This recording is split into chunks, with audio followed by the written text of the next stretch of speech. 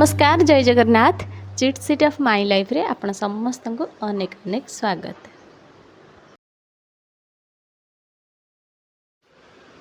आज मु आपण मानक सहित गोटे नुआ रेसिपी शेयर करी जहाँ को आपण माने सकाळ जलखिया रे नहीं पारिबे किंबा संध्या रे स्नैक्स हिसाब रे मध्ये नहीं पारिबे आउ छुआ मान को टिफिन रे मध्ये आपण माने एटा करके दे पारिबे। सबु लेडीज मानकर सकाळ उठिबा मात्रे एई टेंशन थाए कि जलखिया रे कौन बनैबी। आज मु ए जो जलखिया रेसिपीटा आपण मानक सहित शेयर करी एटा बनैबा को मते मात्र 10 रु 15 मिनिट समय लागितिला आ घरे समस्त को खाइबा को बहुत भल लागितिला। आपण मानको अनुरोध रेसिपीटा को लास्ट जाए देखंतु आपण मानको निश्चिंत भल लागिबो। तेबे आउ डेरी न करी चलतु रेसिपी स्टार्ट करिबा।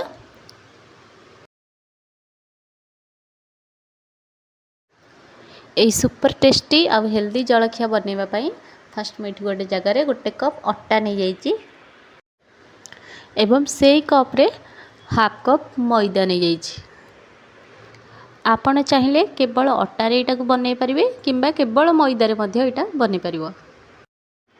या परे एठी मु किछि कला जीरा नहीं जाइए एवं गोटे चमच लूण आउ एठी एटा को खास्ता करिया पई मु एठी 2 चमच घी मध्य नहीं जाइए।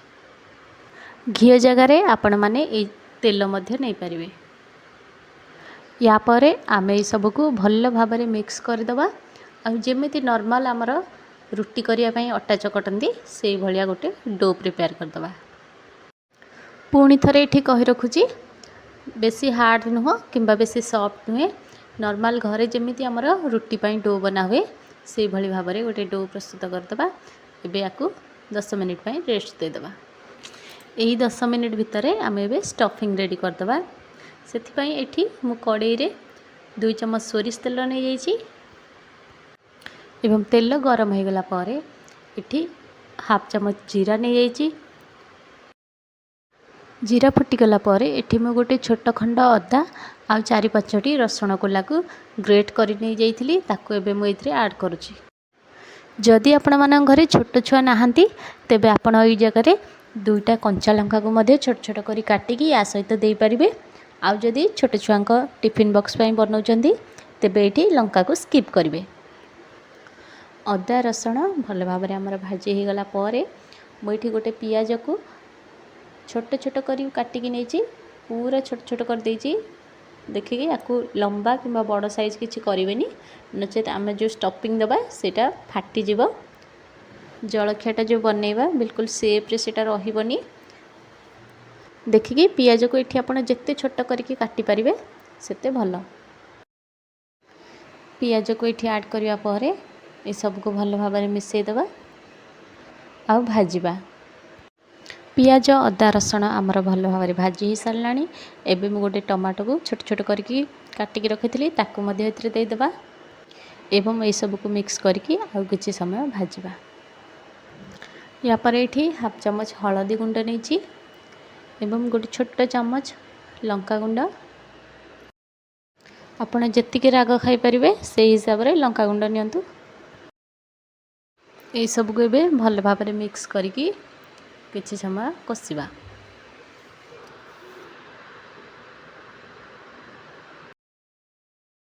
दो मिनिट कसिला परे टमाटो ये आमर भल भाव में सीझी गलानी। या पर एथिरे मु किछि चाट मसला दे दोची। चाट मसला दबा द्वारा बहुत टेस्ट बढ़ी जाई थे। चाट मसला तो ये निहाती पकेबे जदि नाही तेबे गोटे फाळ लेंबू को ये चिपुड़ी की नहीं जिबे। या पर 3टी सिझा आलू को चोपा छड़े की चकटी की मुझे नहीं ताको इथरे ऐड करुची। मन रखंतु जदि आपण ए रेसिपीटा सकाळ जलखिया रे बनाउछती तेबे आपण आलूटा को राती रु सिझे की रखि दियंतु। या पर ये स्वाद अनुसार लुण पकई देकी सबको भल भाव में मिसई देबा एवं ये आलू मसला को आ गोटे मिनिट कसिबा। मसला कषा ये आमर रेडी हो गला। लास्ट रे एबे मु किछि धनिया पत्र को काटिकी नहीं जाइए ताको एबे मु इथरे पकई दउची। जदि आपण मन पाखरे भजा चिना बादाम अच्छी तेबे आपण आको लास्ट रे ऐड करिवे। नाई जदि कंचा चिना बादाम अच्छी तेबे मसला कषाइबा पूर्वरु फास्ट रो जते बेला आमे जीरा पकेले सेठी मध्ये आपण कंचा चिना बादाम को भाजिकी नहीं पारिबे। मो पाखे ये भजा चिनाबादाम थिला से मुझे ये लास्ट ऐड कली एवं ये सबको भल भाव मिसैकी ठंडा करदेवी। एबे आमे जो डो बने की रखी थिले ता भितर आमे मसला दबा एमती आमर घरे नॉर्मल रुटी पाई छोट छोट गुला बाहर करती से भली भाव में आमे आर छोट छोट गुला करदबा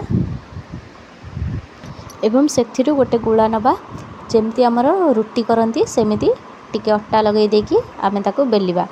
किछि एठी साइज बेलिबार नाही, मोटा पतला छोट बड़ जेमिति होची चलिबो। एते आमर बड़ बेलिबार नाही जेमती रुटी पाई बेला हुए। गोटे नॉर्मल छोट नुह कि बड़ नुह मीडियम साइज रो ताक करकी ता भितर आमे आलूर स्टफिंग देदबा। डेली जेते बेले आमे पिला मानकु टिफिन रे रुटी बा परोटा बनेकी दउचे सेटा खाइला बेलको केमती हो जाइथिबो माने सुखिकी माने तार किछि भल लागि न थाए खाइबा पई पूरा सुखिला सुखिला हो जाय थाए। किंतु थरे मो रेसिपी ट्राई करंतु एमती जदि टिफिन बनेकी देबे पिला मानकर डिमांड बढ़िबो कि हमको एमिति डेली बनेकी दियो। एठी हमर मु गोटे रुटी बेली देइची एबे या मझरे आलू पूरा दे देइची। एबे आपण याकू पूरा कवर कर दबा आमे से जेमिति बा कवर हो आमे काहे ना इतरे जेतु मैदा देइचे आ कला जीरा भी देइचे जदि बा किछि ऊपर तळ मोटा पतला हो जाए तो किछि असुविधा नहीं। जेमिति हमर निमकीर टेस्ट रहे सेमिति तार ऊपर लेयरटा रहिबो खाइबा पई बहुत टेस्ट लागिबो। वीडियो अधा देखिकी आपण भाबिबेनी जेमिति हमर नॉर्मल घरे मंडा पिठा काकेरा पिठा तैयारी हुए से भली भाव में यहाँ पूर दिया हबो बोली आमर ये अट्टा गुलाटा को बेलिबार अच्छी यहाँ न बेलिले एथिरे आमर आलू पूर देई हबो नाही।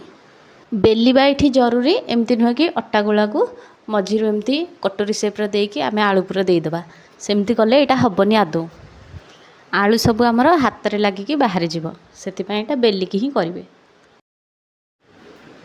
आउ गोटे मध्य एठी करिकी देखौची एठी मु बेली सारली मझिरे आलू पूरा दिया है गला एवं चारिपटू कवर करदबा। किछि हमर एक्स्ट्रा अट्टा ताको भिड़ा भिड़ी करी काढ़िया दरकार नहीं सेइथिरे ही एमती रखिदबा।